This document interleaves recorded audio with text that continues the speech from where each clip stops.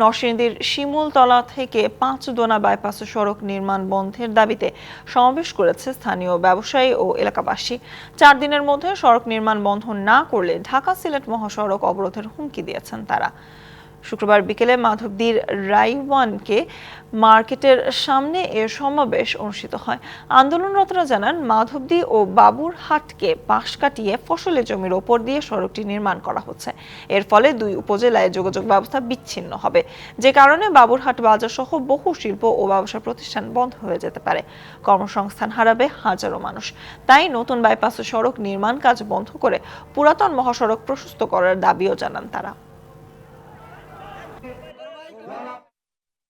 এই সরকারকে আমরা 4 দিনের সময় দিব। 4 দিনের মধ্যে যদি আমাদের দাবি পূরণ করে না হয়, তাহলে আগামী মঙ্গলবার থেকে আমাদের কর্মসূচি শুরু হবে।